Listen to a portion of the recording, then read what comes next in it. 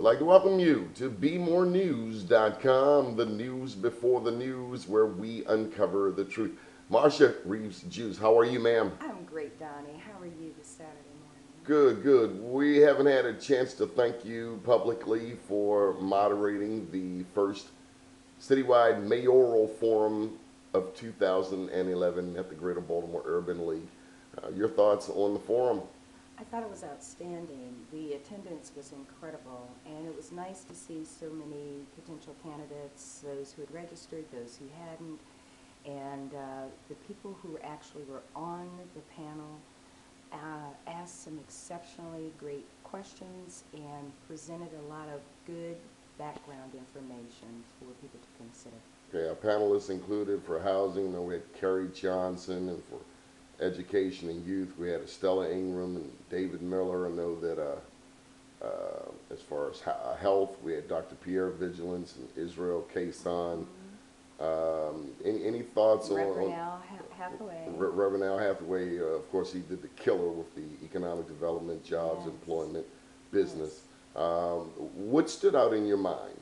What stood out was a resounding, I guess, an underpinning that, one, people are really tired of the same old thing. People need to hear what is going to actually change in Baltimore from an education standpoint. People are tired of our youth being locked up. People are tired of them not being educated. People are tired of them being unemployed. People are tired of the disparity between downtown and uptown, and they want change. They really want change, and they want people who are committed, somebody who's committed to this community, to affect that change and figure out. But moreover, that the people who are leading the city need to be far more in touch with the people of the city. Were you did anything the panelists said, or solution oriented, anything new that you had not considered prior to the forum? Well, I think what was very interesting in how we're dealing with all of the green things that was brought up, and from a green standpoint in terms of employment, in terms of making our communities greener, in terms of actually working within the community, that has to be done, and we have to be far more innovative. I thought that it was very important that we start talking about the taxes and the real estate, how there's so many boarded up houses. What about the taxes? I mean, The I'm taxes hearing are a lot very of. high. The taxes are very high. The insurance is higher in the city than it is in most other places. We're looking at I mean, auto insurance. auto insurance. We're looking at how we don't have a tax base, but we have 30–40% of vacant houses boarded up. We have communities that they need to really start thinking about. But people were coming back with the dollar, that's an old story, but the dollar houses. We have all these homeless people, but yet we have all these empty houses. We have a lot of incarceration, which gets back to the employment and what are we going to do with the youth? It was very interesting because what are we going to do with summer is almost here, and how we can create far more recreational centers and activities, that we have to be vigilant in looking at dealing with the children and making certain that the children have activities and creating environments within their own community. Well, let me share this to the mayor's credit at the town hall forum that she had this week, Thursday at Frederick Douglass High School. She certainly pointed to the Baltimore City public school system, it having some summer programs. She also called forth Baltimore City Rec and Parks. And if I'm not mistaken, I also heard her call forth the Family League. Outstanding. And all of those are very important. And what I think the issue is really going to be how we do it to scale and how we can make certain that all of these things are happening. It also says that we as a community have to be involved in these changes.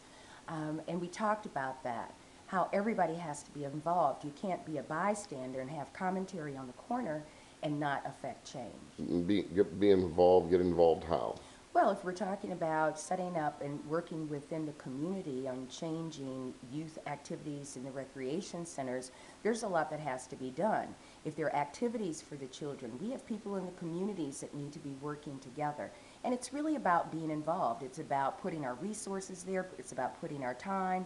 It's about us collectively. We can't just stand by. And I think that's very important. It's not only important that we all vote, but it's also important, as we were talking, several people in the audience, about how everybody has to participate in their own communities. If we just start in our own community, it can be helpful to all the people concerned. And also, the rest of the legislators have to be involved. Well, what do you do in your community, and what is your community? Well, my community is the Upper East Side. I'm in right off of North Avenue and Bond Street. And quite frankly, I'm working now trying to turn the back empty lot that's full of grass and overgrown trees. And we're working in our community to try to create a little park. The children are playing in the alleys. As a matter of fact, they were knocking on my back door last night thinking that it was still empty. And I went out and introduced myself and talked to them, 5 little kids, 1 little preschooler, the others were in the 3rd and the 4th grade, and they're playing in the alley. And so how do we keep that movement? And so now in my community. And playing in the alley, you don't mean that in a negative sense. No, they're literally playing in the alley. They have their little toys, they're playing with the empty bottles, they're playing with the boards and the sticks in the alleys. That can't be good. It's not good. And when you look at where I'm living, it's between Broadway and Bond Street, and there are so many vacant houses and corridors. You're in the heart of East Baltimore, minutes from Johns Hopkins.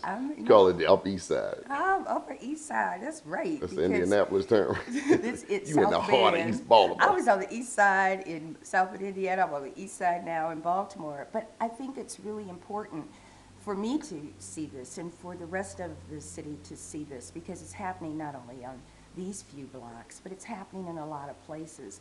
And it's only by the involvement of the next door neighbor, the people across the street, who are vigilant about wanting to affect change in this community, that it's going to happen.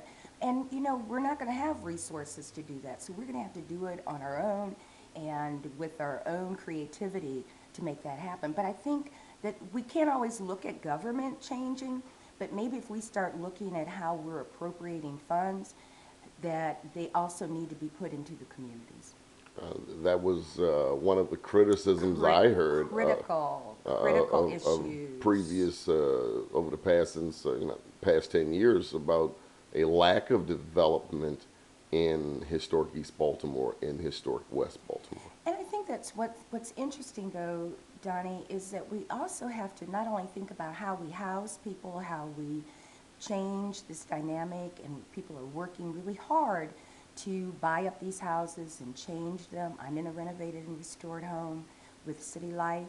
But we also have to think about how can we also create small businesses in this community, and that was what that whole economic development conversation was about with Reverend Hathaway. We've got to come up with some creative ways to get service businesses in these communities. I don't have a cleaners in my neighborhood. I don't have the little tailor or the person who can Well, actually it used to be here fix years my ago. shoes. They moved to Randallstown. Well, I understand, but we need to bring them back. In order to have a community that's solvent, we also have to have the services to sustain the people that are here, so people want to come back. We've got to look at all the dynamics that are involved in it and make a comprehensive plan. And they're also the same people who hire the people in those same communities. Okay, care to make a mayoral prediction? Listen, it's wide open right now. There are an awful lot of faces. I'm not predicting anything, but I think that what we need to be doing is thinking about how we make certain that everybody gets registered to vote at the right time, and we need to be working on getting out the vote and listening very carefully to everything everybody says, and let's see what happens through the next 6 months.